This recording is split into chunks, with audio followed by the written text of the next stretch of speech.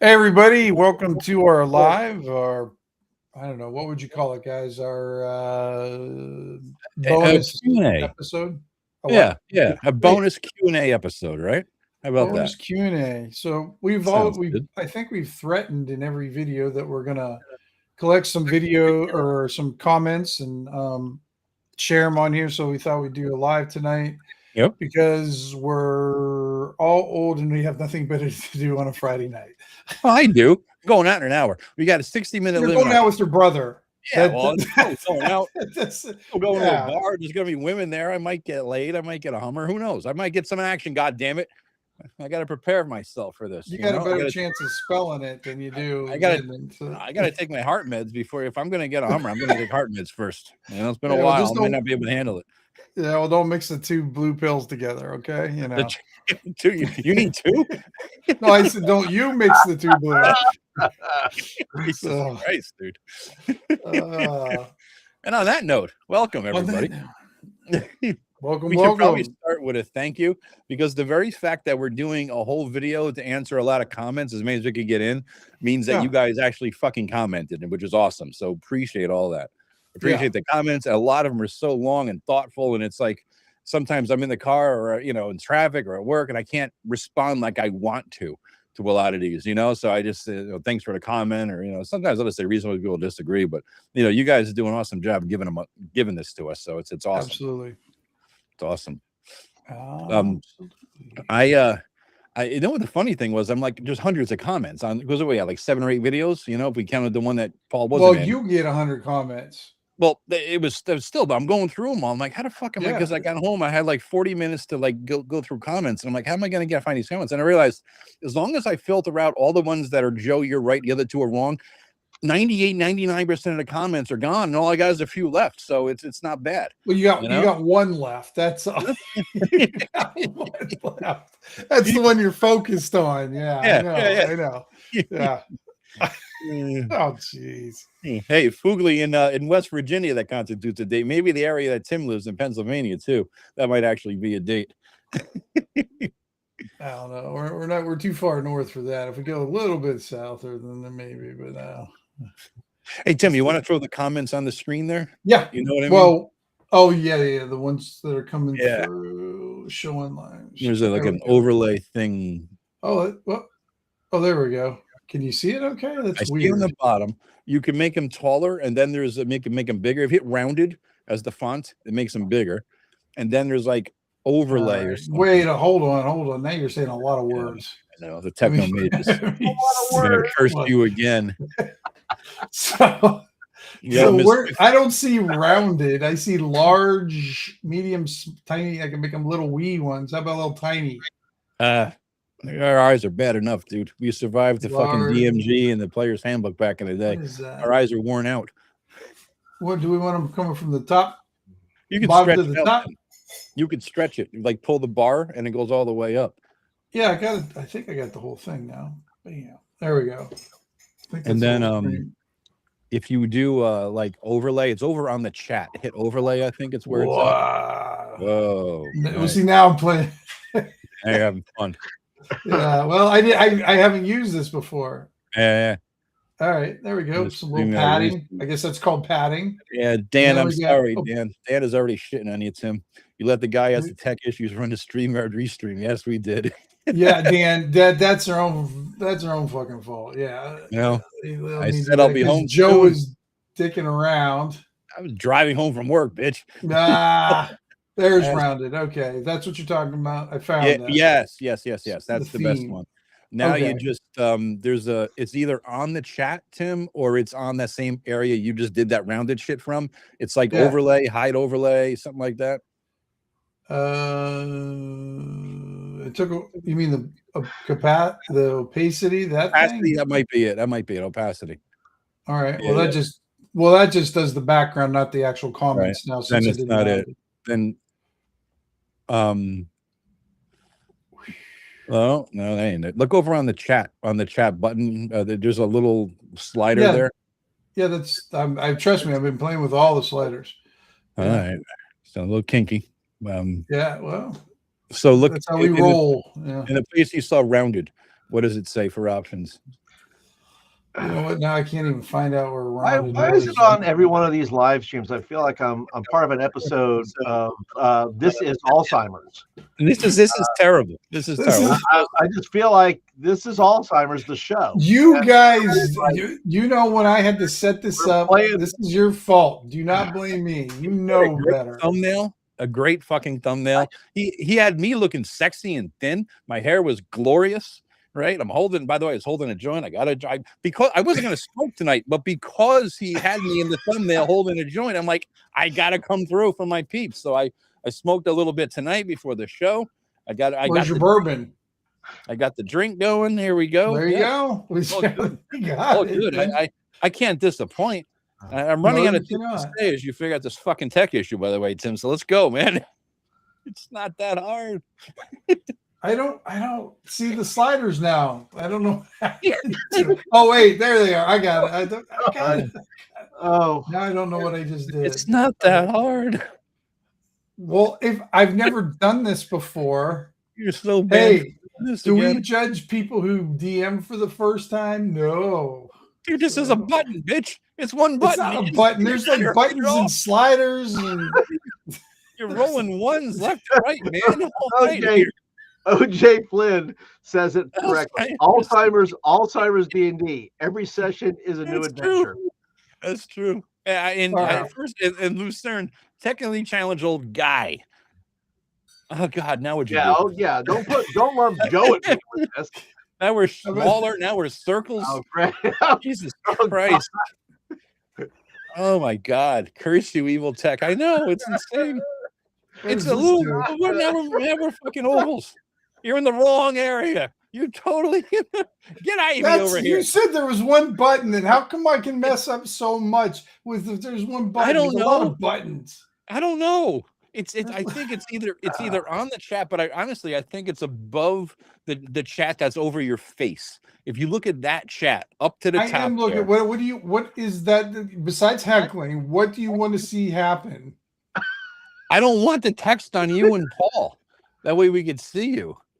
And if there's one button that turns that off, where it goes. Well, I turn the overlay off. That's the button. Okay. I don't know. Do you mean like to get us over to the side? Yeah, it makes the chat go to the side. Oh, there, now they can see me and not you. They can see you. Yeah. Perfect. I'll do it like this the whole time. Monkey fucking football. Perfect. I don't know who let run Tim. This is Tim's fault. Dan Miller, you didn't miss anything for your tardiness. You just Tim had 20 minutes of not being able to hear anything, and another 10 minutes not being able to fucking put this thing so that I didn't know you could mute just a website. Who fucking knew that? I didn't know that. He muted his website. I couldn't figure out. It's like it's working everywhere else. I get on Restream and it's not working, and then I didn't know there was a mute button just for a site. God, Jimmy San's like it's like watching monkeys use tools for the first time. Yeah, pretty much. We're both covered. Oh God, right. He's only concerned with seeing me, and they can definitely judging blaming Tim. Yes, the voice of Juan says judging and blaming Tim 100%. This is just unprofessional, Tim. All right, so yes. Well, then I'm getting the proper payment then. Well, which is absolutely none. I got 22 on my channel who are watching us for 10 minutes. It's coming out of your paycheck, buddy. I know. I'm trying to figure out how to. Oh, wait. Is this it? No. Fuck was that? I gave it a shot. I gave it a Look shot. over on not the chat that's on my face, but the chat that's on the right-hand side. Yeah. See if there's a setting there. Hey, you guys work this out. I'm going to talk with Dan, the final arbiter. Dan. Yeah, you might as well. Oh, did you get Erudite's text message about Mondays? I did. And I will be free up until after Labor Day because that's when Joe's going to run his game. Isn't that right, Joe? Yeah. A little after Labor Day. Yep. So I may join you on a Monday night to play Hyperborea. So. Oh, nice. Hyperborea. I don't play in. Even though I don't know anything about, well, it's not true. I played Hyperborea once at Texas. There, how's that now? It's over Paul's face now. No, I honestly don't know how to squish us over on one Try to side. move it. Come on. Get out of my face. Stop Let me do it. that. All right, go to the chat, Tim. Yeah, Uh, I'm in all chat. right, I'm Googling this thing in Oh, real shoot. time here. All right? Oh no! Oh no! That's What'd not you it do? either. What I Oh missed? shoot! I'm trying to see if I can do the layouts differently. Well, so far it's working. I got $1 super chat for my ear trumpet. So thank you very much. The more you fuck up, the more money I make. So keep it going, maybe. You know what I mean? Yeah. We only got like 11 minutes down the hole. 11 minutes. The whole screen is gonna be watching Tim fuck up. Oh, Did you God. expect anything different? Jesus Christ. Please tell me that your artwork of Tim is somehow including a computer he doesn't know how to work. Here, how's that? We can see everybody. This is fucking pathetic. Is how it is. Now I gotta sit like I gotta. Jesus. Oh my fucking Lord. You know? I'm asking AI to do something. Just so you know, Joe, you're not helping. You're just saying words. You're just blah blah blah. All right, Tim. All right, Yes. go to the chat tab. Yeah, it's showing here now. Hover over the chat overlay. I got it. Okay. All right. I got rounded, custom, and demo on the top. There's overlay off is what you need to do, Tim. You see the overlay toggle? Turn it off.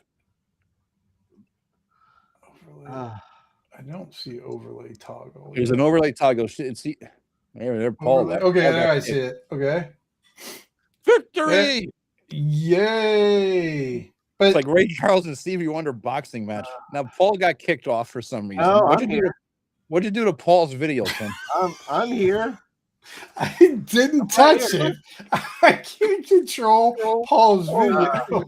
I wouldn't be shocked if you could somehow, just by. Ever haunt this there we go.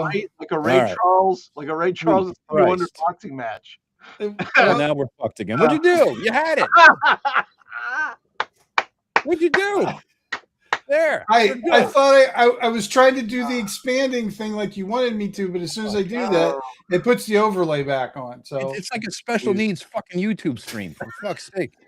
You know, Tim, you could make the chat size all the way to the top and the bottom. It's like, you can pull the border of it. Yeah, but when I did that, that's when it changed the layout. Then it expanded us over it. So I'm not touching it.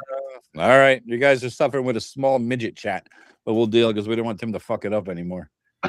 Man. God damn. All right, guys. Welcome to the show. Thanks for joining us. We're going to be leaving now. 13, we're almost done. All our time. The hour is done. On this episode of Old Men on the Internet. On a very special episode. Oh, God. Thank you, my ear trumpet. Thank you for the comedy. You're welcome. Man. You're welcome. Member for 7 months. Much appreciated. You're right there, Paul. I don't know, man. I don't know if I'm going to make it. Fucking Christ. All right, guys. Are there helmets under the desk? God, you to wrap this up. You didn't miss shit. It was 20 minutes of Tim not being able to hear me before we went live, and 15 minutes of Tim not being able to display the chat. So 35 minutes in. All very true. Set up. Three Stooges. That's right. Oh, Jesus Christ. So we have comments from you guys that we wanted to go over. There were some of them were really my next good. comments are going to be internet based from now on. Paul, do you have any comments you wanted to start with? Why don't you share your? Oh God, now you're going to ask me to share. I'm not going to share. No. I'm reading them. I'm just going to read. All right. Them. Okay, you're going to read them. It's a safer thing. I love the chat in the middle with Joe Lord leaning to the left. Yeah, thanks, man. So this one was from The Best D&D Adventures Have Zero Plot. All right. And it's a bit long. Okay. It says, I'll share my take. I keep hearing over and over that Sandbox is king and everything else is railroad. In my 45 plus years of gaming, Sandbox is the worst. It says we'd get to level 7 or so and the game would die a slow death. And we eventually stopped playing it. Was it fun? Sure. We, the players, didn't want to stop. The DM ran out of content and got burnt out. Someone else would come up with a game idea, and we'd start the cycle over again. Our biggest complaint, we never finish a game. We rarely get to play at high school at a high level. The Pathfinder Adventure Path gave us content to from low to high level, and we could finish with an epic battle at the end. They were great and allowed the DM to take a break and come back to it if needed, and it usually was. I'll take the published adventure any day of the week over Sandbox simply because there is an end goal to complete. You want to hit it first, Tim? Sure. I think we're getting a little echo from you, Joe. I heard the echo All right. I heard echo when Paul was reading. So let me turn off the AC. Maybe it's that. Who knows? Let me check. I don't think we don't hear your AC. The AC. Oh no. Okay, maybe I'm too close. Is this better? Am I too close to the mic before? I know. I think when Paul was reading, I heard an echo from somewhere. So I thought it was from yours. And but you know, you're asking me to do technical what am I thinking? Troubleshooting. Yes, true. So don't listen to me. Hey, I mean, if published adventures work for you, go for it. You know, sandbox thing is not your thing. Completely understand if it doesn't work for your style of play, or and it could be a case where you've never seen or experienced someone run a good sandbox campaign. Because I got to learn from, you know, the master of sandboxes, which is Rob Conley. I mean, I got to absorb him doing it for years and years. So to me, it's second nature. But if it's not for you and you don't, you know, the boxed adventures are for you, go for it. Yeah, just have fun with it, with whatever you're doing. Absolutely. Did you state his name, Paul? Whoever made that comment? I did not. I didn't know if we were going to state names. Yeah, I was gonna. I mean, I might as well. There's a couple. Sleeping Giant 4062, and I think we have to preface this by saying too that all the comments we read, you know, are you know, they're not all like hooray for us. I mean, people have points of view, and people have to remember that these shows that we do should be taken with a grain of salt. You know, that we're just a bunch of you know, homers, you know, running games, and we have opinions on games and how we run. We all run our games differently anyway a lot of times. So you call me a boner? Homer. Oh, you've got one that can't do tech and one that can't hear. What am I going to go blind next? What are we doing here? That's a lame and the God Almighty. All right. I feel bad for you, dude, who could only get 7, 6, 7, 8 sessions, and because it's obviously the person in the comment nailed it. It was the DM's fault. He just wasn't a good enough DM to handle it. Right. And I gotta say, that's why we do these videos, because Wizards of the Coast, and I did multiple videos on this recently. It's where they fail DMs, where they don't teach you how to do what you need to do as a DM to run a sandbox, because it's too hard, and you won't. They won't sell as many fucking massive. One correct. He said he'd get to level 7, not 7 sessions. They would get to level 7, so they get 7 sessions. In 5e, that's 7 sessions, dude. Wow. Literally, you know what I mean? Each episode in the book is you move up after you beat this chapter, this episode, you're another level. You know, so that could be. But the point is that they fail DMs, and it's not that DM's fault, and it's. I pray that someday you get lucky to have a good DM, and it might take a while, or you might have to find some old fuck like us to do it. But watch our videos, all of us, and watch the live streams. Tim's done a shit ton on this channel. Go back and subscribe and check his channel out. Check all the live streams, and you'll see how to do it, how to keep them going. You know, yeah. And you can always mess with. I came up with a leveling system too, where I didn't follow I did milestones for a long time, because people would get past a certain level and they never got to enjoy that level. They never explored anything about what you got in that level. Exactly. So I did mine almost like, hey, you get first level, second level, and then by third level, it was every 2 levels, and then every 3 sessions, or every 2 sessions, every 3 sessions, every 4 sessions, you would level up to make it feel like, you know, in the milestone system that, listen, you're living in this character for a little while versus just bumping up immediately from session to session. Yeah. All right. I got one. It was on one of our videos. Okay. 5e Adventures that are failed novels and hardcover. It was the one we dropped yesterday. And there was a question. All right. We all name it different, but it's the video we dropped yesterday. Right. The question was from the handle is Dr. Beam, B-A-E-M, and his name is Julian, and he's from Germany. He says, hey there, very refreshing that the U.S. as D&D Heartland has the same opinion about the D&D Adventures as me, being quite a fresh DM in Germany. I always ask myself, who uses these adventure books, why and how? Honestly, I'm only looking for system agnostic source books with just maps, story hooks, locations, which are easy to throw into your game. You guys have recommendations for that. At the beginning, I thought these adventures tried to generate common ground, shared wisdom for all D&D players. How do you fight Strahd on location XY? It's tricky, right? So with this common ground of shared experiences, the community would grow together. Yes, every adventure is different, but it would be great to also have some kind of community unifying experience, also from an international perspective. What do you think? Greets from Germany, Julian. And I said we're going to talk about it tonight. So check out the live stream. So there was really two questions there. System agnostic source books with just maps, story hooks, locations, which are easy to throw into your game. And then some kind of unifying experience on an international perspective. I can't do shit about the international thing, but you guys always know more resources than I do. I figured you'd be the ones to ask about this. Well, go ahead, Paul. Show them what you're doing. I left a link for him to my zines, because you can just get one of these, and there's plenty of stuff in one zine. You don't need to buy a whole 200-page, 250-page book. And I think that's another point we need to make too. A lot of times the people we're talking to here aren't veteran DMs, but trying to pass along some knowledge to new DMs that a 250-page book is a barrier to entry. To run a game. So why a hex crawl or something like that, and you're able to blossom out of that. But I don't know. Do they have? I guess they would have Drive-Thru RPG and other things there. I mean, you got Tim's stuff. Of course, I recommend Tim's stuff too. Over on his Patreon, you get most of that stuff for whatever it is, a buck a month, or whatever Tim has. Yeah. It's free. You can get those fun, simple little adventures there. There's other things coming, that you can get from there. So, there's plenty of stuff out there. There's no shortage of. I mean, go over to Dyson Logos's webpage, and he's got hundreds of beautiful maps there for free to use. I mean, there's no shortage of stuff, and it, resource wise, I think one of the best resources for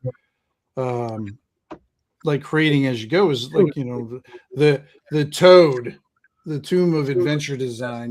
That's the granddaddy of books, and that they kind of get your juices flowing. But I would almost reduce that down, not to the latest one, but to his first one, because the first, his latest one is, big, massive tome, but he had this first edition of it is just a very small, 20-page book. And really? It's just, I didn't know that. I must have the second and third edition then. When I got the newest one, I gave the other one to my brother. I didn't know he had a skinny little one. Interesting. I never knew that. Yeah, this is the first edition. It's only it's 44 pages. Huh. Very simple to build. This I use this one probably just as much, if not more, than the giant, this latest one. I do don't get me wrong, I love his latest book. It's really good. But if I just want to get to the adventure meat, I just bring this out, and I don't have to bring out a big tome. And then I never knew that existed. And then I think this is available on Lulu. I don't know if it still is, but if you like it, go get this. This is a beautiful book to get for adventure design. It really is. It's very, but as far as the international thing and the shared experience, I think that's what I spoke about B1. That's what was the great thing back in the day, because we had that shared experience, and we would kind of compare notes, or I got to beat them up with this. And of course, it turned into a measuring contest in a way. I beat them like this, right? Get teenage boys around, and they're always bragging about how they did it better than you. Kind of deal. Yeah. So. And I'll throw in here too that I always recommend these. This is zines. These zines here, in the shadow of the tower. In the shadow of Tower Silver Axe, and then also through the valley of the Manticore. These are quality zines that are all. I mean, you can play it forever. I mean, you literally could just stomp around. Who wrote those, Paul? Who's the author? Jacob Fleming. And he only has two of them. He only has two of them right now. They come in, I think they come in 5e and Old School Essential that he has. But these are fantastic for that kind of stuff. I'm trying to find what the hell is that the company that made. They were in competition with Castles and Crusades to be the first old school RPG. Was it Basic Fantasy RPG or Basic RPG? Basic Fantasy. Basic Fantasy. So that guy, if you just Google or go on Amazon. Chris Gonnerman. Yes, Gonnerman. Look for Chris Gonnerman shit on Amazon. He puts out things. He must be losing money on them. They're like $2 or $3 or $4 for a whole fucking module. I know you can buy the whole catalog for like a $20 bill or something. Did that over COVID. I couldn't believe it. I'm like, I got everything he's ever put out. So and they haven't gone up in price. They're still about the same price. Yeah. So there you go. I mean, I have a small section over on my shelf that it's probably about that thick, and I probably spent maybe $100 on like 20 some books or something. And that includes the RPG itself, which is the rule book. Yep, absolutely. Yeah. But You got one? We got a question. Somebody had a question. Oh, it's real quick. I got two super chats. Look I got a $5 one from Jimmy San. Thanks for the laughs. Thank you very much for the $5. And I got. You're welcome, Joe. Yeah, you're welcome. Here's a weird one. The K5 case. Give me $10 just to say, if you like gritty, dark, sun-scorched lands where death is but a moment away, help support Professor Dungeon Master Deathbringer RPG out in 4 days on backer kit and going all in. There you go. All right. So he paid me $10 to be able to say that. So just a quick couple of questions too. Friday night going to be a regular thing. No, this is more of a bonus episode or whatever like that. So let's see. Googly corrected us. It's Basic Fantasy. Basic Fantasy. It is Basic Fantasy. For some reason, I was thinking, didn't I say it was Basic Fantasy? Yeah, you said it's Basic Role Playing. Basic Role Playing is okay. There we got it. Okay, yeah. Gotcha. Being a scent. All right. So, Tim, you got a question? There it is. There it is. Yeah. Let's see.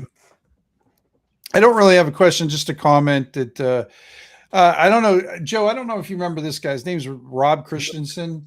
He was back in our Anchor days. He used to be. Oh yeah. Yeah, he used to be one of the guys that did it. And for the life of me, I cannot remember what his podcast. He was really good. I liked him. He was a really good guy. Really. And he says in the group, and this is from how proactive GMing works and that. So he kind of commented on that one. In the groups that I've played with, a common refrain from fellow players might be, don't give the DM any ideas. Absolutely. That's a that's heard across every gaming table, I think, ever.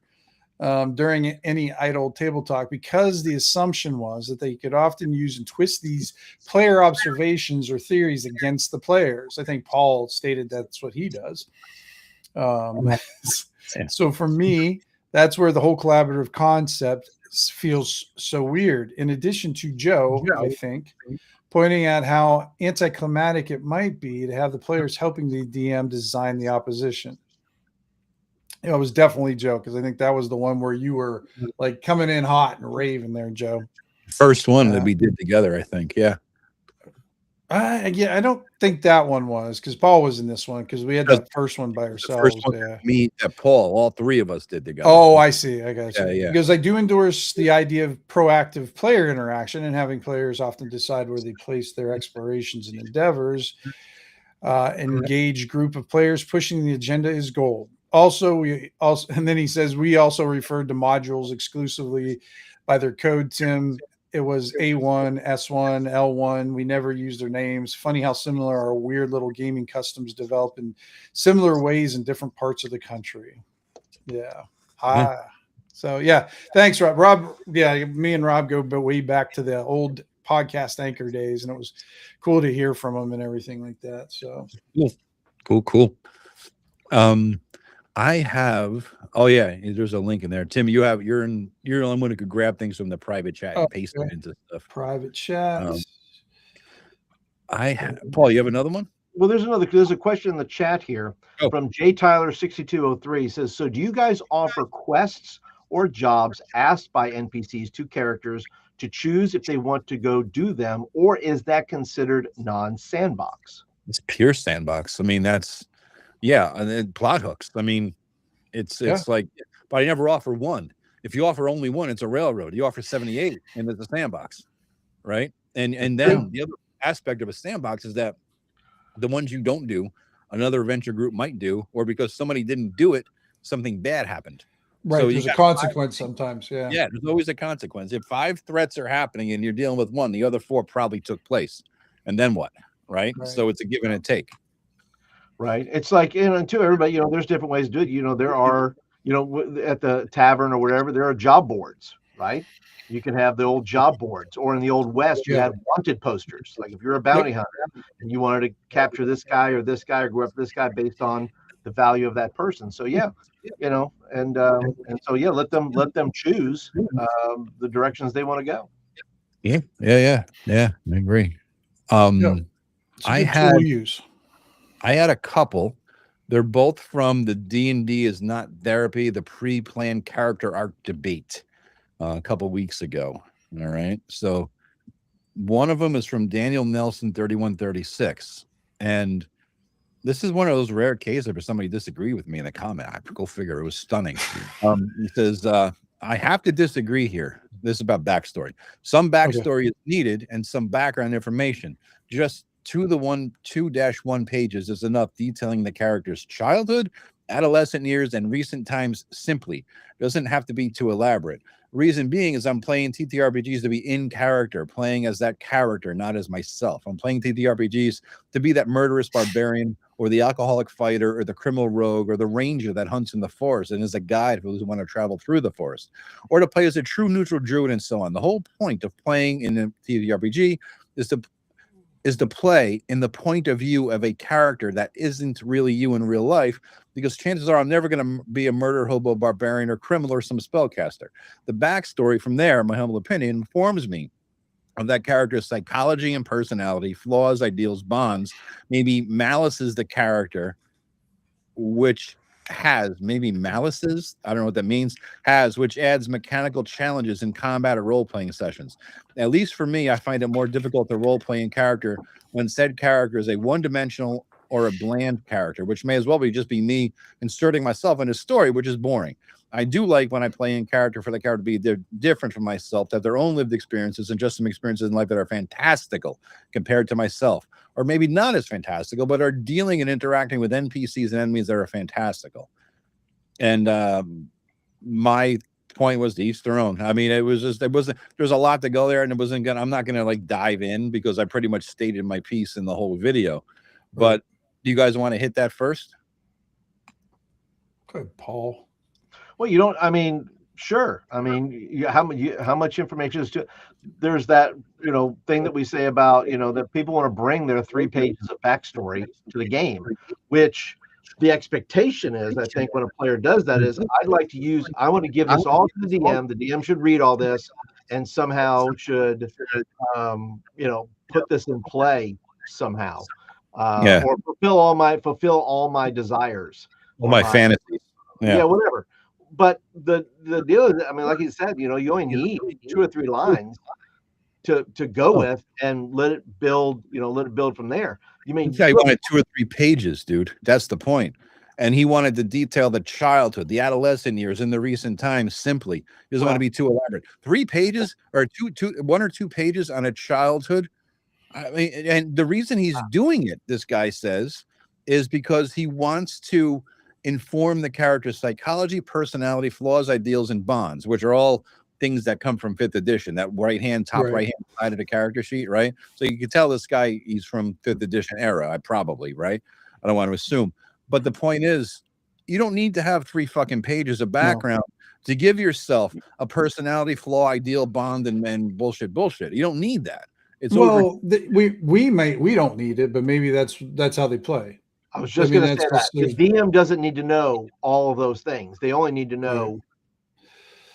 It's like when you and I played, Joe, like the one I like to play my characters what I roll. I roll the guy, and I like to role play them. And then like the one campaign we ran through, I think it was a one-on-one campaign actually. I don't remember anybody else. So when I played the guy so my background is he was a big, I mean, he was a specimen. He was big, strong, good dexterity, but he had like a 6 intelligence. So what I did is I kind of came up with a small background for him to kind of help explain why he was the way he was, and also like maybe how because he was so slow, he got stuck in a mine and it collapsed, and he had brain damage from lack of oxygen, and then he just sort of became the son of the village because his dad died in that thing.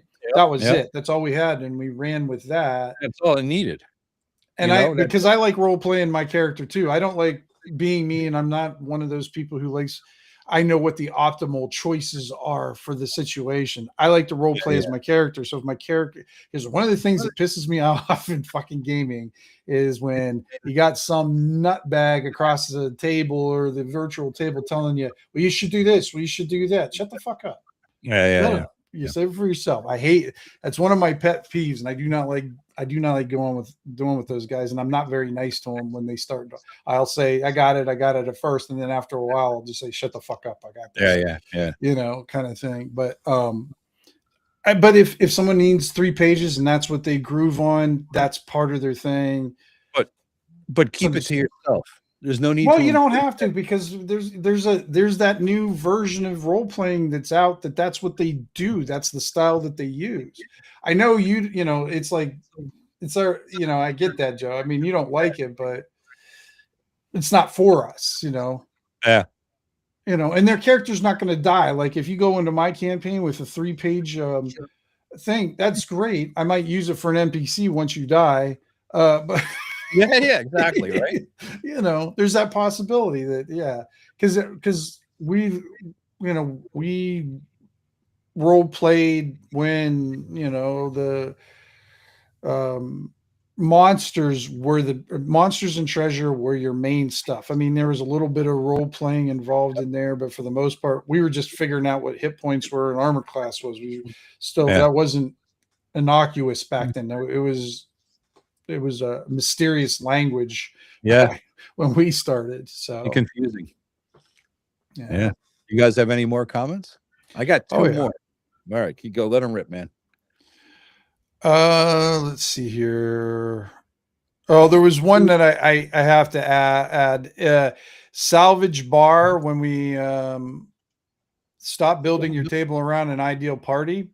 Eventually says, I'll start putting you guys on mute. Just kidding. Joe's angry tears are my mother's milk. I thought that one was great. I had to add that one in there. That was very funny. And going through this, there was a comment that's not related to anything we're dealing with here, but I thought it was funny. It was about Eric, actually. It says Joe is always right. The others are always wrong. That's a different comment. Wait a minute. Where was the one about? I think it says something to the effect of, it's funny. Eric's videos, he sounds like a lawyer, even though he's Tankar's Tavern, and Joe sounds like a fucking dude at a bar, even though he's Joe the lawyer. How about that? That's very true. Yeah. It's kind of accurate. Yeah. That was kind of funny. That was kind of funny. All right, you got anyone, Paul? Not a lot. I'm looking at one more video here, but like I said, I don't have a ton of comments on my. I had somebody comment says yeah. Anytime I see AI thumbnail art, I mark that and I marked that to not see this channel anymore. I said, "Cool, bro." I said, I know. I got I've come around to AI thumbnails. I don't give a shit anymore. Because either I'm stealing copyrighted pictures from the fucking Google search and putting a name over it, like watch my show because it's about dick size or whatever, or I'm making AI do the same fucking thing, right? I mean, it's like that. It's like, what's the difference, you know? But anyway, I have a very long one with some back and forth in a discussion. There was comments on his comment, but it starts with, I disagree with Joe about basically everything in this discussion. Do you want me to read that long one? Is it that really interesting one that we kind of commented on? I don't think you did. I know there was that one really nice one where he or she disagreed.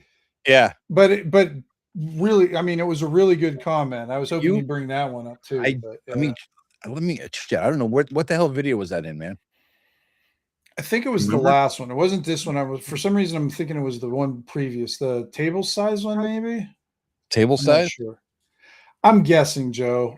Okay. Because you get like way more. I mean, I get like 4 or 5, maybe 6 comments each one and everything, and you get like 100. So I'm gonna. Yeah, I don't know where the hell it is, man. I lost that one. Oh, that's a shame. I thought that was a really good comment. And why don't you do one? Talk about one, and I'll find it. All right. Oh, okay.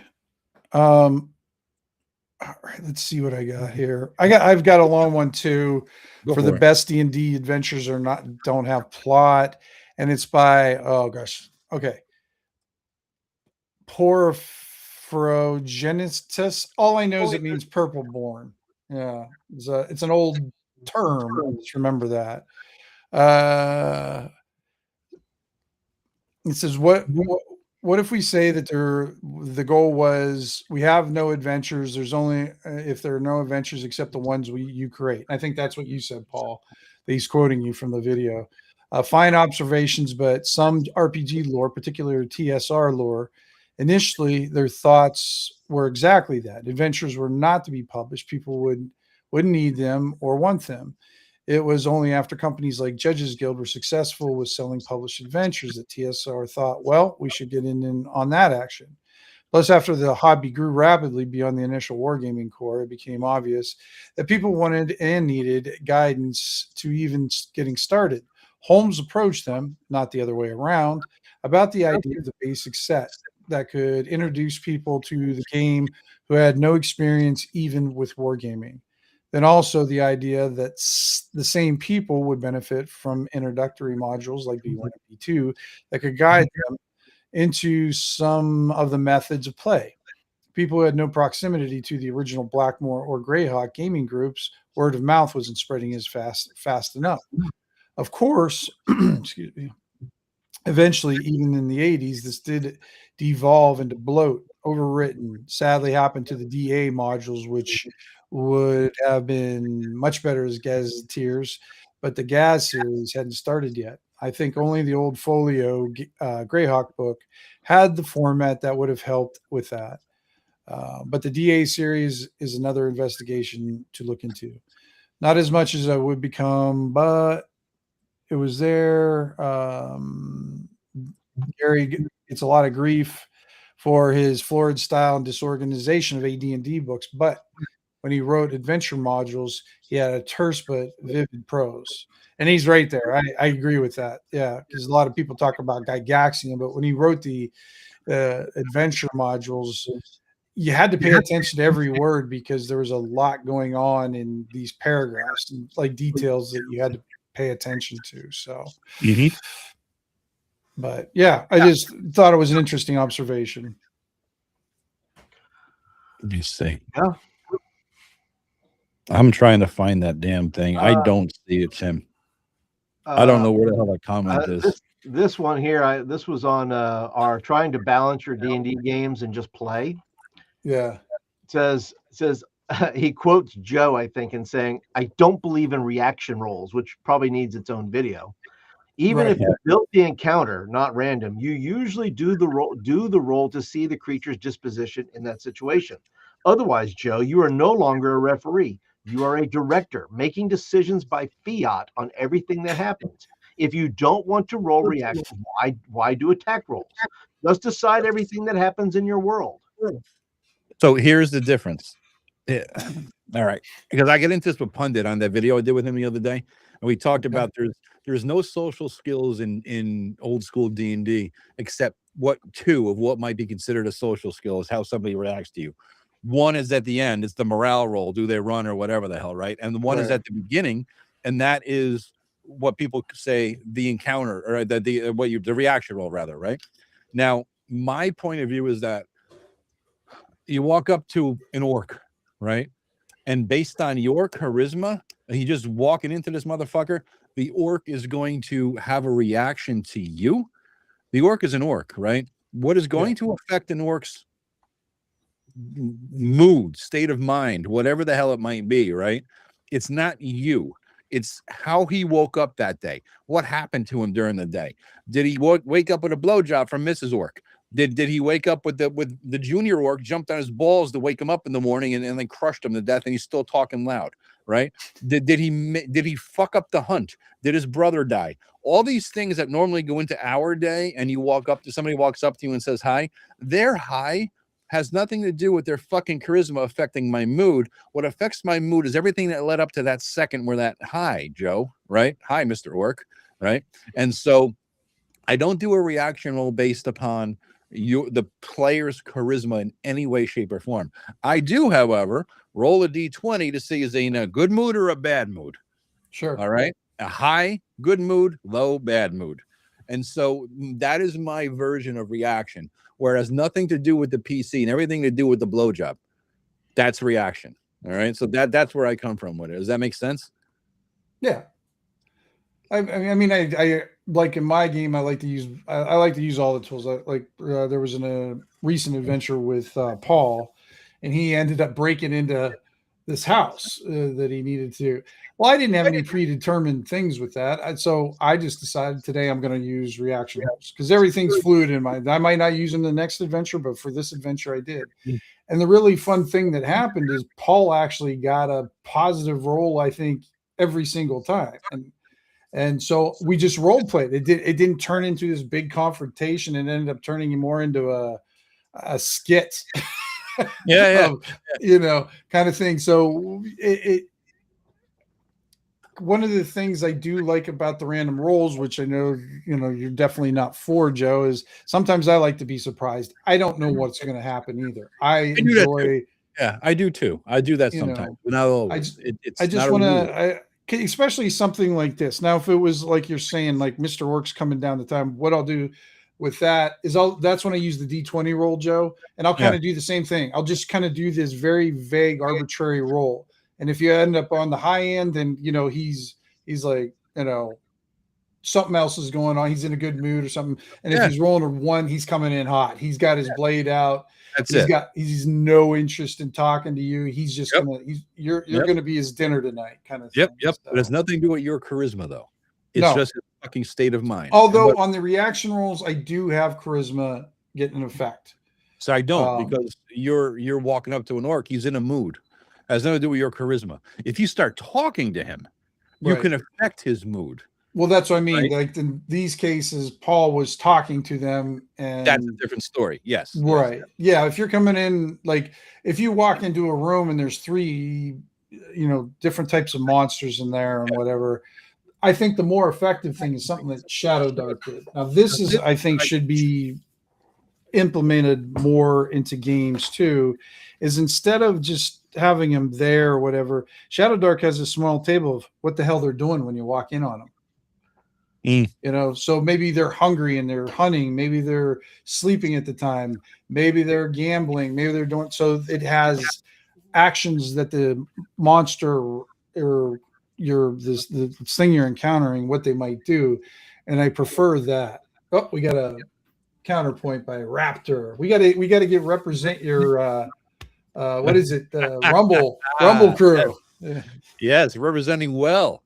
If you're in a really bad mood, you're still going to react more positively to Sydney Sweeney walking up to you as opposed to Rosie O'Donnell. That's an absolute thing. There is Sydney Sweeney exception to all things. That is the imperial. Yeah, we'll have to call that the Sydney Sweeney rule. Yeah, always.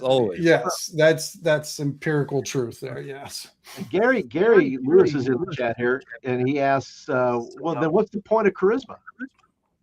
I believe that's my take on it, is that charisma has nothing to do with looks or persuasive ability. It has to do with force of will and personality. You call it charisma. Well, I don't have a charisma score per se, like most games do in my 5e hack. It was a willpower / force of personality. Everybody's met or known some ugly, fat, whatever the fuck people, but when they walk in the room, they have a presence. They know who the fuck they are. They are absolutely rock solid in their person and their personality, their mind, their will. And they walk in the room and there's this fucking aura. Everybody, if you talk about it, like look at the dude from Germany in the 30s and 40s, right? Same thing. Not a good-looking dude. He had a fucking aura. J.P. Morgan, fucking aura, the original, the OG, right? He walked into a room. People described the room as going electric when he walked in. He was an ugly, fat motherfucker. That's what I call charisma, right? It's not looks, and you need to engage with the person in order to have that affect you. So, but there was one thing in here from Tim. I don't know if you realize that if you click on one of the questions on the chat, it'll highlight at the bottom. Yeah, sure. Which one do you want me to highlight? Well, the one that is complimentary of me. Voice of Juan says Joe is the Howard Stern of D&D. Joe is to D&D what Howard Stern is to radio. And I only bring that up two reasons. One, because thank you. Somebody else says yes, Morton Downey Jr. If you know, you know. Yes, I love that reference. God, yeah, that's an old one. The only reason my name is Joe the Lawyer was because when I moved back home to Connecticut from a different state in 06, 05, 06, I think it was. I was listening to a lot of Howard Stern. Everybody on Howard Stern was like Sal the stockbroker. You know, everybody had the name, the thing, right? And so I'm like, I need a name for all these different bulletin boards back then, N-World and all these other boards that I was on. And I was like, well, I need a name. And I happened to be listening to Stern that day. And I'm like, okay, I'm Joe the Lawyer. So that's where it came from, you know? So that's the heart of the name. Yeah. Yeah, the root of it. So it used to be too that alignment would dictate some reaction, right? If you were chaotic evil, well, that's kind of who you were, and you were going to react accordingly, I guess, in these cases, right? Yeah. True. That's true. I could do that very long comment, but we're running out of time. I have one that is not on a common video that we did, but it's on a video that I did. I think that might be good, and there's a lot to it. It says it's from Blade of Hell. I do think your advice is pretty good, not just as a way to help fighters, but anything that moves a gaming group towards better storytelling and more engagement in the adventure in any RPG is a good thing. And having the characters develop history, attachment, reputation within the world is a good way to do that. This is about the fighter video where I said 2024, D-Day 2024, fuck fighters. And I said the way to overcome that is with old school reputation. Like fighters is not just about combat, it's about a fighter, because you could, as a fighter in an old school game, people can relate to that. The common boy in the streets and villages and towns. It's hard to relate to somebody who's throwing around the magic of the gods or the elements of the universe. And nobody really wants to relate to a thief, but most boys in a town can relate to a guy who killed a dragon with his sword, right? And so a fighter's reputation spreads with awe when you walk into a town. You're Fafard. Oh my God, you killed the big thing, right? And that was the thrust of the video. I said that's the way to counterbalance is not with more mechanics, but reputational things. And he says, so anyway, because that said, I don't get this spellcasters are too powerful thing, because they're not. He says 5e made casters so pathetic. There are many arbitrary limitations that just prevent casters from actually being casters, making so much of their utility and versatility just pointless and frustrating. The designers are so afraid of spellcasters being able to do anything.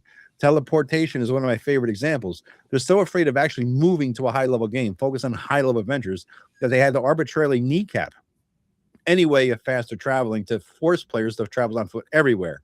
That's an easy workaround where you just squirrel away a random junk into your pack to travel without risking mishaps. And the circles are useless in most campaigns, even the long ones. In my experience, you usually don't have a whole year's worth of downtime at once in which to set up a teleportation circle. On concentration, where you suddenly have a huge amount of spells that literally can't be used at the same time, rendering many of the most interesting utility and support spells just aren't worth using. Also, 5e is worse than 4e. They literally made all the same mistakes that 4e made. They just dressed it up in a skin suit made from bits of 2e and 3e. At least 4e was trying to do something new and interesting, whereas 5e makes all the same mistakes while trying to leverage nostalgia. And I responded with, I'm comparing 5e casters to old school casters. 5e casters are uber powerful compared to that. And I eliminate all fast travel spells from my game like teleport. I can't stand it. And he responds with, hold on. You're comparing 5e casters to old school casters, and you think the new ones are more powerful? How exactly do you think they're more powerful? That aside, power wasn't quite what I was talking about. I said new casters weren't good at actually being casters. The mechanics or rules are designed to restrict their magic at a very narrow set of optimal things. and player restrictions at the core of a lot of 5e's design philosophy. As to eliminating teleportation, first, why would you limit your players like that? And second, whether or not you personally use them doesn't mean the spells themselves aren't excellent examples of the flaws of 5e's entire design philosophy. Why give players a tool and kneecap the tool and discourage their use? I said, I explained all that. We have a fundamental disagreement. And he says, we probably do. That said, I'd be interested in hearing your perspective on my questions. But he didn't really address this in this video. I said, I'll do a video next week. He goes, awesome. I'll come back and watch it. I said, cool, thanks. I said, hey, I'm going to do it tonight at 8 o'clock. So, so there it is. So that's the topic. It was about 5e and newer editions kneecapping and making them less powerful. And I said, no, they're way the fuck more powerful than old school Magic and casters. So do you guys want to jump into that quagmire of shit? As I take a leak? Well, as you take a leak. Well, and I mean, 5e is clearly, I think, more powerful than first edition. I mean, look, if you're a wizard in first edition, how many hit points do you have? Right. How many hit points do you have?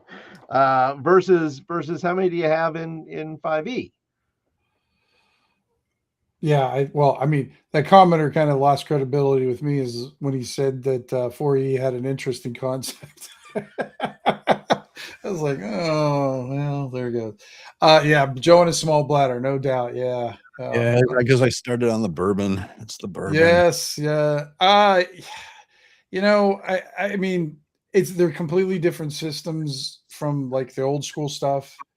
But when you can't run out of spells, yes, you know, yeah, you're going to be more powerful, and then the ability to, at the same time, though, I think in a way, the old school mages was a lot more difficult to deal with once they got up in power than I do because 5e there's a lot more. There's stuff you can do against it because everybody's a fucking spellcaster in 5e. Yeah, even fighters. Or I think there's only yeah. So everybody's, but I mean, there's usually like some counter or something that you can kind of do. I'm not an expert at this, but I just remember that there were things I could do to kind of counter stuff. Where if you lob the fireball down the thing, you're just like, oh shit, everybody go. Yes, yes. Yeah, fireball in the hall, run away. As soon as you hit 5th level, man. I mean, really, it starts with 1st level when you hit the sleep spell, and there was no freaking save versus sleep back then. None. Yeah. Yep. So in some ways, I would say old school, I think had the more powerful spells, but I still think spellcasters were overall more powerful because of the selection and their basically unlimited ability to cast spells too on their favor. I think when it comes to 5e, what these guys are missing out on is that first edition old school wizards did not have cantrips in any real sense. I mean, on Earth, I can't come up with some bullshit cantrips. Yeah, they were useless cantrips. They were like making a buzzing sound in some of they were so annoying when they came out because everybody just wanted to use them and do stupid stuff. And I want to sting that guy. Oh God, I remember that. They just like, and then it's unlimited. Yeah, well, no, I think there were like 4 days. Yeah, 4 a day, but 4 a day, right? And they weren't unlimited in that regard. And so even though you had 4 a day, they were useless and unlimited in that way. And it's still at a 1st level caster. Guess what you had? One fucking spell. Guess what it was? Fucking sleep. Yep. That's it. That's all it was, right? And then when you were done with that, you were throwing your dagger or your dart, and you're taking your 2 hit point ass out of combat as soon as you threw that fucking dagger or dart. And so that's all you could do. But when you had 9th level, you are the power of the gods. And so it's sacrifice, right? You suck. Fireball, a little bit better. Right. Then you still suck a little bit more. Oh, disintegrate, cloud kill. Oh, look at this. And then you suck some more teleport. Oh shit. And then you get wish. And then you're a god, right? And so that's the type of class it was. When you're saying that 5e wizards are gimped because people take away the ability to teleport, first of all, I don't like teleport anyway. I don't like fast travel, as you guys know. I hate it. I've eliminated those spells from my game unless you're very high level, like 9th level spells, right? That's it. And then it's even limited, right? And so because I want a game where like Gandalf had a ride on the fucking Shadowfax across the land. That's the kind of game I want to emulate. You know, he was a goddamn Maiar, whatever the fuck it was. You know, the second level low. You know, he was the same, but he had the power to do all kinds of shit, but he limited himself. I liked the aspect of that because it's too easy. Otherwise, the world becomes tiny. If you could teleport everywhere, your world is a village, the whole world. You know, I don't like that at all. So, yeah, I get that. Yeah, and Magic too. Like in Shadow Dark, Magic is super dangerous.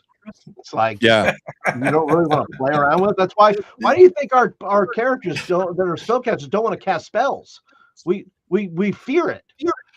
Then that's what I love about Shadow Dark. It brings that, you know, magic into like, oh man, you know, do I want to cast this because this could go bad for just as many, you know, it's bad for me. Yeah. And like your little Eleanor kind of ended up going crowd surfing on a horde of undead because of a few bad rolls during castings. Well, but look at this. Remember when I can't remember who it was now that cast a spell and then had to roll on the mishap table. Yeah. You have to roll on a mishap table. Well, super bad things can happen there. Oh well. Oh yeah. Yeah. Fuck that. Really bad things. So hey, Mr. Welch is in the audience here. Tim, you want to highlight that comment? It's a good comment he threw in there. You know him?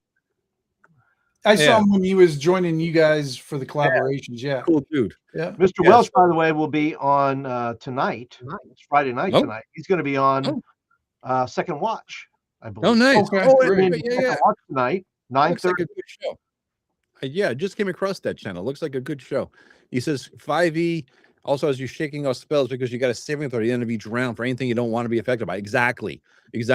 I hate that shit. In my 5e hack, I brought back this last 10 fucking rounds, or this last 40 minutes or something like that. If you fail your save, it now lasts an hour and a half. There's no fucking save every round.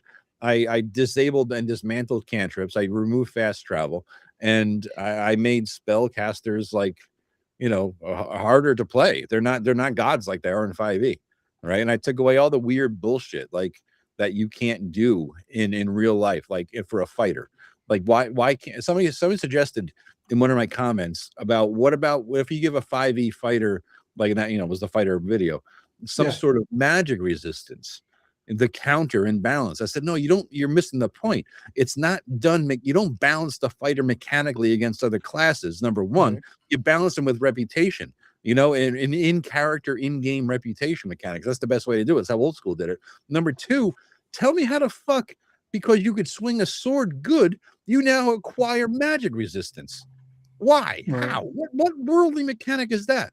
He goes, well, you don't need it. I said, yes, you do. It needs to make sense. I said, like, even fucking Batman, you know what I mean? The most uber like mensch of like men who are using their bodies, their fists, and some gadgets would not even conceive of giving him some kind of magic resistance against heat vision or script. You're super. You know what I mean? It just doesn't make any fucking sense. Based on what? I can swing a sword. What he's trying to do is find a mechanic to drop into the game to counter it. But when the mechanic makes no worldly sense, it breaks verisimilitude. And that's essentially what 5e does. It breaks verisimilitude. Raptor had another good comment there. I think 5e did a much better job of balancing the gameplay of casters. It doesn't suck to be level 1, and you're not game-breakingly powerful at higher levels. I've never played I don't think the highest level I got into a 5e game, I don't know. I don't think I even ever got up to 10th level. And I played like 3 like 1 year plus campaigns. I can't remember getting up to 10th level. But I don't. My brother's wizard got up to like 24th level by the time we were done. Same with his barbarian. Yeah. It was a high level campaign, and right, I remember that. It was a challenging thing at the highest level. The one thing I could recommend with high level campaigns, first of all, eliminate short rests.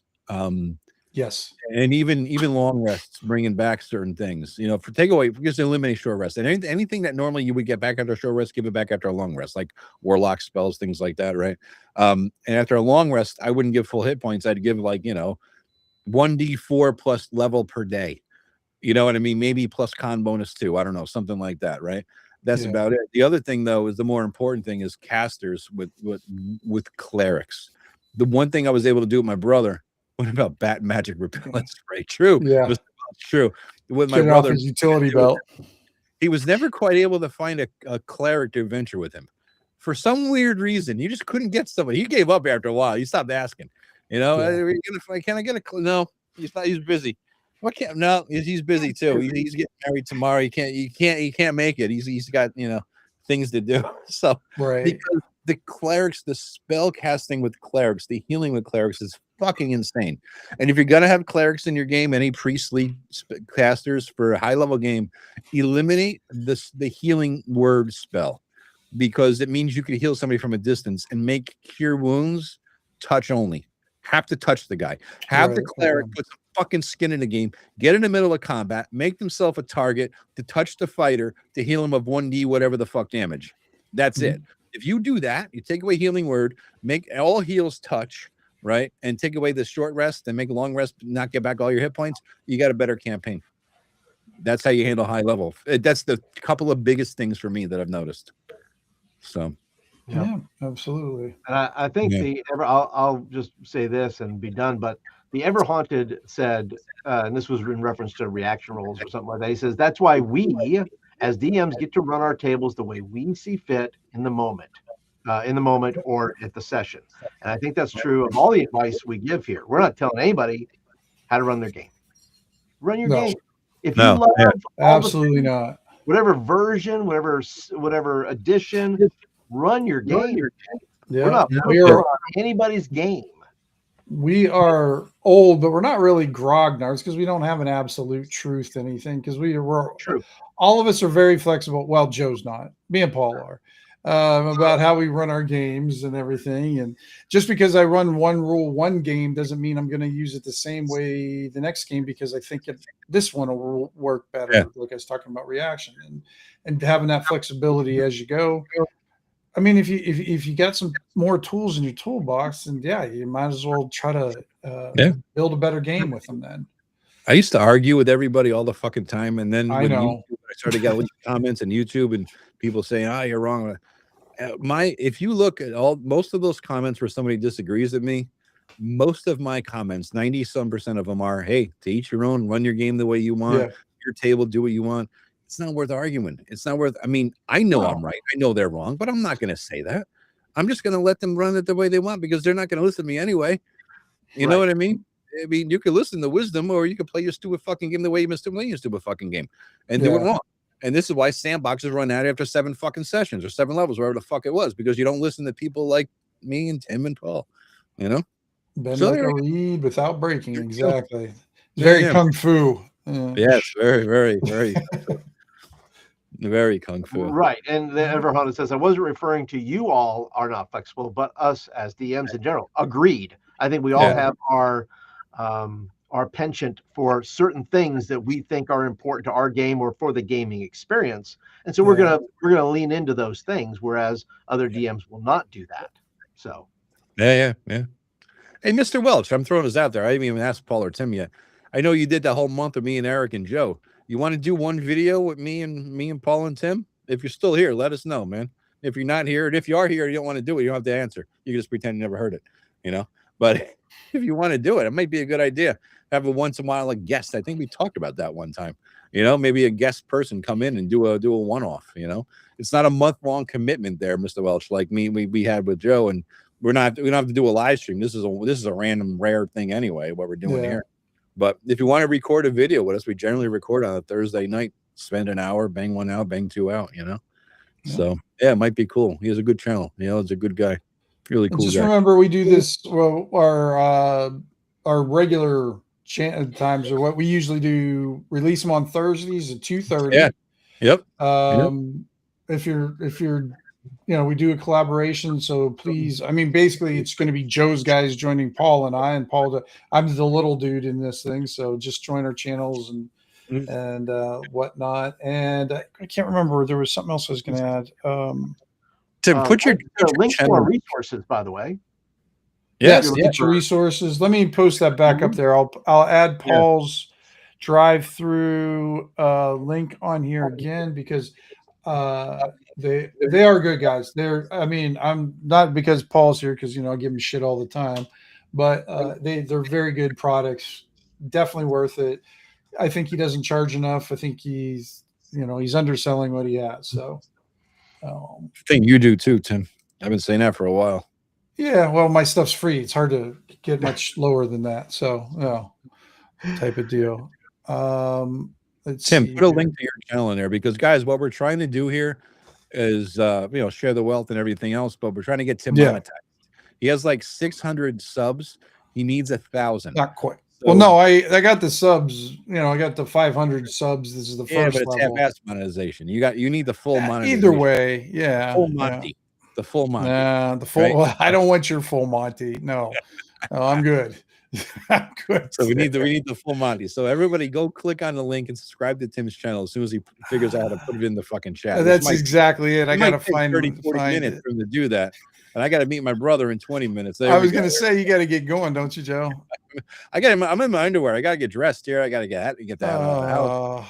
But yeah. Yeah, so I don't know if you're here, Mr. Welch. I don't know what time you're starting your show, but if you want to join us, let me know, man. You got I'm still on Facebook. Oh, I got to hit up him anyway because I'm supposed to do a video on Works and get it to him for his he does his big compilation thing. So, yeah. Spooky Kid just got here. Oh, you missed all the fun. So if you go back to Spooky Kid, you can skip the first 13 minutes unless you want to laugh at Tim for not knowing how to use it. This is the best. I would like it noted, though, Joe. That was when you got all your super chats. It was. Yeah, well, fuck up some more. I make some more money. You didn't get any super chats after that ended. So yeah, we'll say this. Welcome. The Three Stooges that split 3 ways. Just say that's what the Stooges did. Hey, you ain't getting shit, dude. I'm just letting you know. I got $16 in super chats, and it just so happens that where I'm going tonight, the bar, they have an old fashioned that's killer for $16. So one was New Zealand dollars. I'm not sure what the conversion is. $5.40 a piece, I think, something like that. $5.35. Right there, bitch. Right there. Just saying. Right there. $5. Never getting it, man. If you do sleep over during ShireCon, you come up here and stay at my place. That motherfucking $5 bill better be there when you leave. That's all I'm saying. All right. Better not steal that money. You're gonna find a Monopoly $5 bill in there and shit. Well, hey, the next video will be on the back of my shelf, buddy. Oh, that'd be so great. That'd be funny, man. I'm gonna take pictures with you holding it and everything. Posing with it. Oh God. Yeah, it'll be a little caption. Got my $5, Joe, bitch. Oh God. On that happy note, I gotta go, bitches. So gotta go. Thank you guys. Right. This is awesome. Yeah, thanks for more often. Maybe once a month or something. Yeah, we can figure it out. I mean, I'm sure we'll get enough comments to fill in an hour. And we got more questions and a lot of comments that we could have filtered in here. We apologize we couldn't get to everything. We'll try to do this a little bit more often because it seemed like we got a really good response. I think up to one point we had like 75 people. Yeah, really? So, that's nice. It's nice. Yeah. What did it say? So, what are we at now? Like, what are we at now? 56 now. Oh, cool, man. That's really cool. Yeah, we did good then. We did really well. I got 39 watching on mine. We just got to figure out how to get Paul's channel hooked up because unfortunately, guys, for whatever reason, when I run it, and this is not my fault, Paul can't join. Is it just you? Like if I run the same problem? Of course it is. You know why, Tim? It's probably because you're not a paid member. Yes, I am. But what level? At the little level. Yeah, I got the $50 level. I'll run it next time, and that way he'll be able to get in. I bet you you're able to do it. That's what I'm saying. I'm able because I think I pay $50. I can have as many people. Well, so does Paul. Paul's a paid member to Restream too. But no, he's not. Are you, Paul? Yeah. All right, then it must be, Tim, the limitations on your level of member of your paid. He used to be able to do it before. Maybe I don't know. Maybe there's a cap. Either way, we'll fix that. Yeah, either way, we'll figure it out. We'll figure it out. We'll fix that. We'll figure it out. All right, guys. I gotta go. All right. Good night, everybody. Thank you, everybody. For appreciate all your money you paid for one drink for me. I appreciate it. This is good. This is good.